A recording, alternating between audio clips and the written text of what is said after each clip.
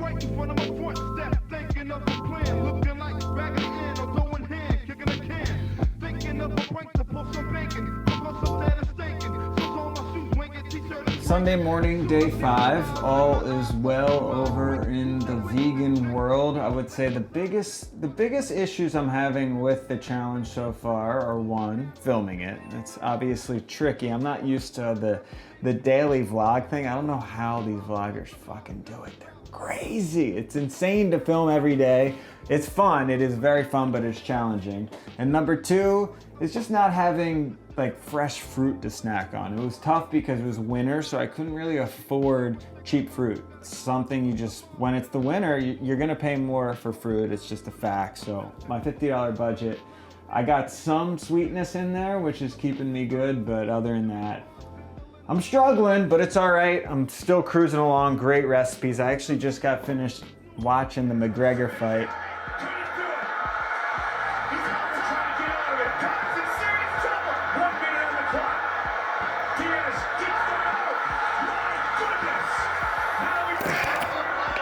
Holy shit, Connor just lost. The hype train is over, my friends.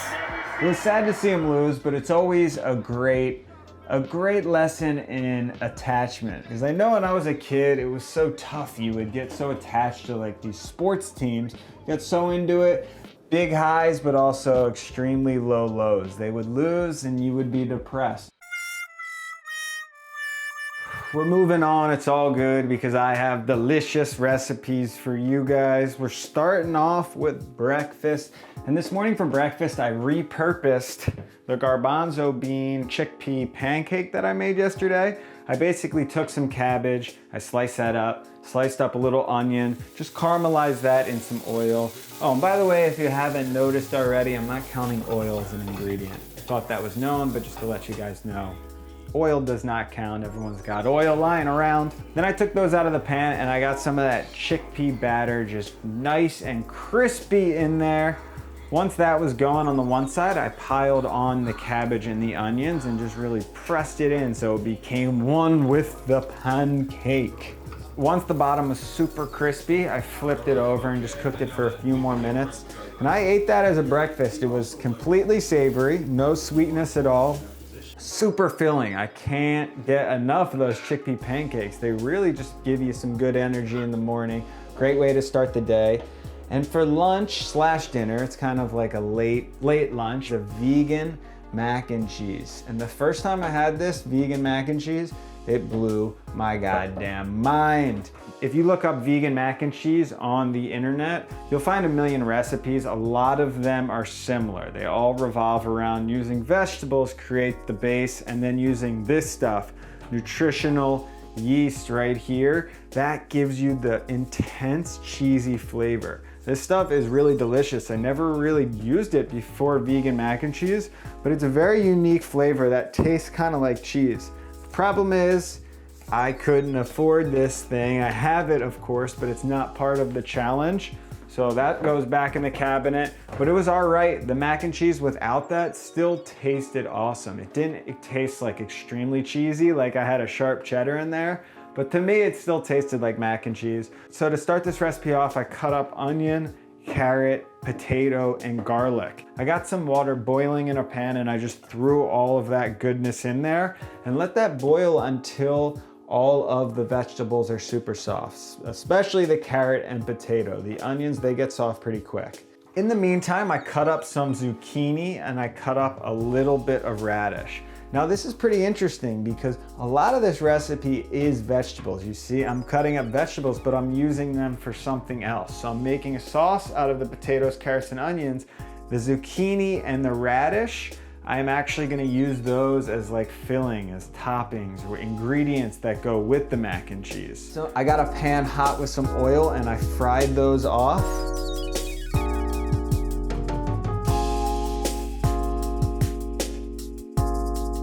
Once those veggies were soft, I got a ladle and I just ladled them out into the old Vitamix, or any sort of food processor or blender will work great. And then I went straight in with my noodles to the water that I was boiling the veggies in. And the reason I do that is because you get some extra flavor absorbed into the actual noodskis. All of that deliciousness from the onion, potato, and carrot and garlic, we're gonna absorb some of that into the noodles, and we can use all the flavor we can get when we're just cooking with veggies. To the blender, what I did was I added some lemon to really just bring out the flavors. I grated in some ginger and then a little bit of coconut cream. You could definitely use almond milk. You could use any sort of cream, vegan cream product.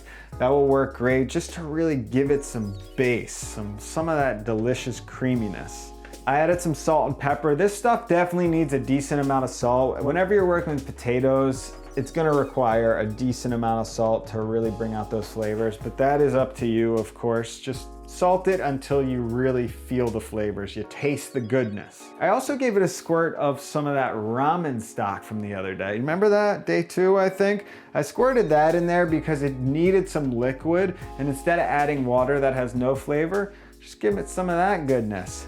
I blended that up, and this is the coolest part. Watch how it goes from this pale color to this delicious mac and cheese color instantly.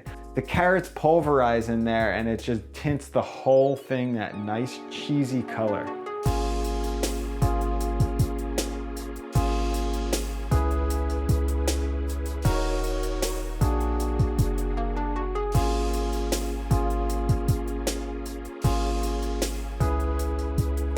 At this point, the noodles were just about done, and an important thing to remember is those noodles can be slightly undercooked. That's how the Italians, that's how they cook their pasta. They leave it slightly under, and then they dump in the sauce. So right at the end, the noodles finish cooking in the sauce. They absorb some of that juiciness. It's like if you undercook them, you're giving it room to absorb some sauce. So I took them out, they were slightly under, I added them to the veggies, and just poured on that mac and cheese sauce. Then I just cooked all the ingredients together for like 3 to 4 minutes. It started off super cheesy, and then it started to thicken up a little bit, and the noodles were absorbing some of that mac and cheese sauce. Just serve that up and look at that goodness. Oh my God, it is delicious. And it's a great example of how you have to get super creative with vegan food. You gotta kind of trick your brain a little bit into thinking you're eating something super hearty, super cheesy, but really you're just eating all vegetables and of course the brown rice noodles in there. So freaking good. I highly suggest this recipe. I've got some extra cheese sauce, so we'll see what I do with that. And we'll see what happens. I might need I definitely need a snack tonight. I've got a frozen banana, so I'm thinking on some sort of way to use one frozen banana. I don't want to do the chocolate things again, but they were delicious. We'll see. Okay, I think I figured it out. I'm gonna make banana ice cream. I have one frozen banana, and then I'm going to pour in a little almond milk just to make sure it sort of comes together. I'll probably dip it in this delicious stuff that I've just been eating with my finger. That's the caramelized banana applesauce. And maybe shred on a little bit of chocolate.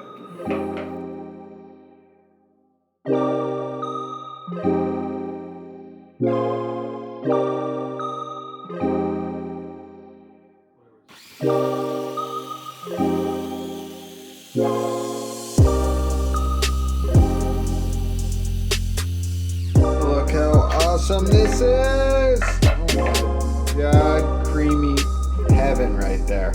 I did add coconut milk as well, coconut cream as well, and a little bit of almond milk, frozen bananas. Oh, oh, oh.